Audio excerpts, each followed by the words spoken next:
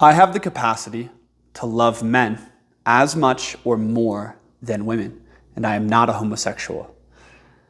The modern world doesn't understand male bonding or romantic love like the ancient world did. And I want to talk about this misunderstanding in this video.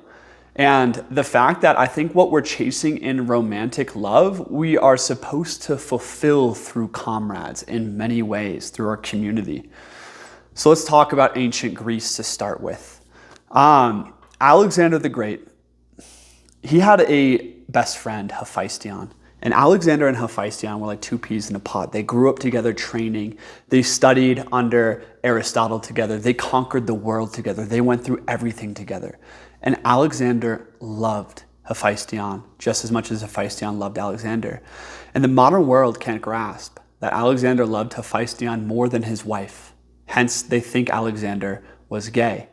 But there's zero references that point to him being a romantic lover of Hephaestion. Similarly to the fact that there's very few, if not zero references that point to the fact that Achilles was not a romantic lover of Patroclus. These great figures in our past, in most myths, there's this idea of this male camaraderie, this male union, this fierce friendship and loyalty that transcends all physical limitations. And it's what sparks great voyages. It's what sparks, the conquering and building of empires. It's what sparks the greatest, creations of all time is this male camaraderie. And honestly, most men want this, right? They want a true friend like this, whether they admit it to themselves or not. A friend that knows their mind as well as their own, that loves them and deeply admires their heart, their character, their whole being, right? And is on a shared mission with you through life. Most men want this deeply, this idea of a true comrade, someone you would fight and die for, someone that you love wholly. And the great men of history, a lot of them had this. It's why, even in Lord of the Rings, we see it with, Samwise, Gamgee, and Frodo, right? We see this idea of male camaraderie, transcending everything. But the thing is since we don't understand that, we paint Alexander the Great as gay, or we paint Achilles as gay, simply because they gave the tenderness and love and felicity to a friend that most men reserve for lovers. And I would say that is what made them great. The greatest men in history and the greatest lives ever documented in history are by leaders who give to friendship the same level of admiration and respect that most men can only fathom for their lover. And this is something that must be brought back, is this idea of true fraternity, of true brotherly love. We have totally lost it in the modern world. And that's because men are so atomized, right? Think about it. My best friends I grew up with, let's talk about male bonding for a second and how the modern world separates men so devastatingly and what is required to create male bonding again. And then I want to talk a little bit about romantic relationships. But to my best friends I grew up with, we became like peas in a pod. Honestly, my neighbors combined our names to Chris Dilly because we were so similar, we were so tightly bonded. And the crazy thing is both of my best friends I was most bonded with, I didn't even like them at first. My friend Dilly, we were enemies on the playground. My other friend, I didn't even like him in our social circles. But because we were bonded through wrestling, through sports, through studies, on a mission together, me and my friend kept track of thousands of ping pong games and chess matches and did all of our homework together and basically lived together. I felt this incredible bond with these guys that even to this day, they're my brothers, right? And the issue is after high school, we all went to colleges across the country from each other, and I dropped out of college and went my own way. And I found it increasingly difficult to create a true sense of brotherhood and camaraderie ever since then. And it's because we lack a shared mission. I think most people source male friendships through sports or work. And when those go away, there's very little sources that create true male camaraderie. And work is isn't quite enough, like the workplace, the corporate job. And honestly, I don't have a normal job. I do this, I work for myself, and I'm an entrepreneur.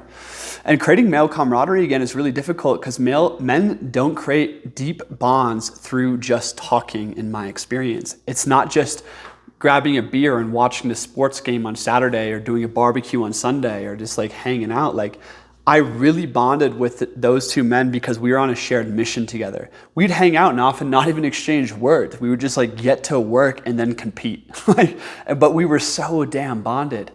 And I think about that in our lives is the fact that we lack a shared frontier with the only thing that men need for real bonding is a shared frontier, meaning there's a shared project, opportunity, and danger that you face together.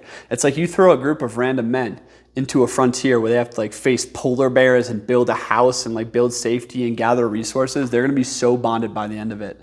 And it's the same thing why you throw a whole bunch of 19-year-olds into a platoon and throw them into Iraq or something, right? They feel this sense of brotherhood, this sense of male bonding that transcends anything they will ever find in the civilian world. And it's why a lot of soldiers and Navy SEALs, when they come back home, they actually suffer through intense PTSD. It's not because of the traumatic experiences necessarily that they had overseas. It's because of the lack of connection and disconnection that they experience in modern life. There's an entire book called Tribe by Sebastian Junger written about this. The fact that when you are facing adversity, as a team, something happens within men where they create this deep collaboration and camaraderie. And if, let's say you have a tribe of 25 men, within that you might find a Hephaestion with you, someone you share a kindred spirit with, who you share chemistry with, right? And through just like all the training and war or studies or, building a business, like with that person, you'll create a bond that transcends anything you've ever experienced in your entire life other than like a true love, right? It is a true love. It's equal to that of a true love in a romantic relationship. Both are equally rare. But the thing is in order to create that, you need a shared mission with men. It can't just be like, oh, we're going to hang out on Saturdays and go to concerts together. Like, it's not enough. And for me, it's definitely not enough. I crave true friendship. I crave that Hephaestion energy with me, And one of the interesting things I've been reflecting on is me and my girlfriend, we're taking space right now, right? And after months of deepening our relationship, of hanging out, of, falling in and out of love, it felt like, it still felt like we weren't that deeply bonded. Like, we're taking space, but I don't experience the peak of heartbreak, although yesterday was really hard. And I also don't feel deeply bonded. Like, I have a couple friends that I really, really love. Like, we're really tight, but I don't feel super bonded with them. And I've just been reflecting on this and the fact that the deep bonds that we often want and that we lack in the modern world. There's like, so many other people feel like strangers in the modern world. Exiles in our own towns and cities. And the deep bonds that we crave, yes, we need to look for someone who we share chemistry and compatibility with, absolutely. Like, don't choose the wrong friend or the wrong lover, But ultimately, at the end of the day, I don't even think that shit matters that much. It's ultimately like, do you choose someone who is kindred to you, who is like you? And then do you go through life together? Because it's the commitment that creates the deep bonding and chemistry that you long for. Those two best friends from high school, I didn't even like them at first. The greatest love of my life, the person who was closest to me my whole life, we had a relationship for 5 years. It felt like we were at the bottom of the ocean together. I was honestly disinterested in her for months while she was falling in love with me, right? And it just shows you that as long as you're kindred in spirit, like all the little qualities that you look for in something or all the ways you think a relationship should be, doesn't actually matter. It's about being kindred. There's some non-negotiables. It's like if you got chemistry, some compatibility there, they know how to do relational work. Like, again, don't choose the wrong person. But ultimately, it is through the shared trial of life that creates the beauty and the depth that we're longing for. And the problem is like a lot of people aren't getting married anymore, right? So now it's all of a sudden you're 30, you're 35, you're 40, and you're still single. How sad is that? The fact that you're not going through life and growing and creating shared experiences in depth with someone else. Like, that's so sad, because you're gonna meet, it's like the whole dating world is just so broken. And it's because it's not like the fun first couple of years. It's the first 10 or 30 years that create the depth and the bond that is like the most beautiful thing you've ever experienced, right? And it's the same thing with male friendships. Is like, I often go around like looking for that person who like shares my ambition, who shares my values, who's like a straight mirror of me. And that would be amazing to find. Like, maybe that level of true mirror does exist, and that's like your one true love romantically, or that's like your Hephaestion, in terms of a brother. But also, maybe love doesn't work that way, right? Maybe you choose someone who's like, hey, he's a reflection of me. He's pretty good. Like, yeah, we're different in these ways, but let's choose a mission and grow on it together. And I think we would come to love each other deeply. And, I have a couple men like that in my life that I'm like, damn, like, we are pretty close reflections, and like, we're not perfectly aligned on everything. But if we just had a shared frontier, oh my God, we would be, bonded like none other. I probably have 4 friends like that, and I love them through and through to their soul. And I just like long for a shared frontier with them. But ultimately, like, I'm always craving that Hephaestion. I'm craving that one true love. I'm craving those deep bonds. And it's so hard to create that when you don't have commitment. When you don't have a shared frontier with your boys. You don't have opportunity, danger, things that you're facing together. And with a woman, there's like all of this pressure of choice today. It's like, oh, I don't need to settle down. Romantic relationships are really difficult. It's like, where do you compromise?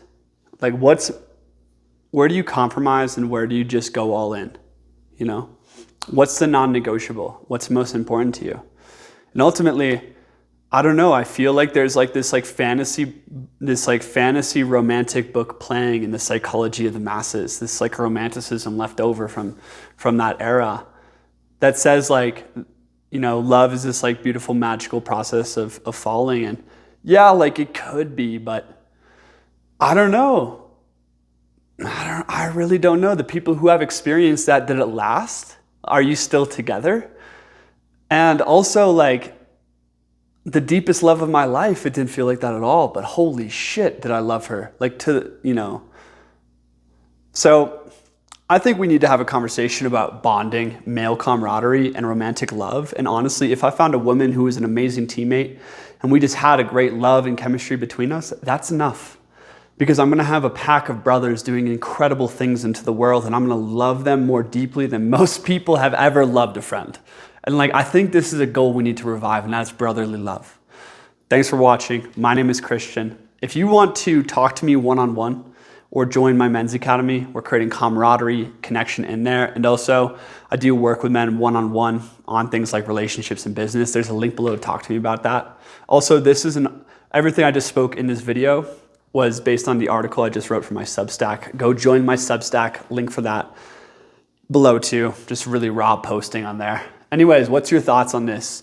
Like, what's your thoughts on Hephaestion, brotherly love, romantic love? Such a deep topic, and this shit's messy.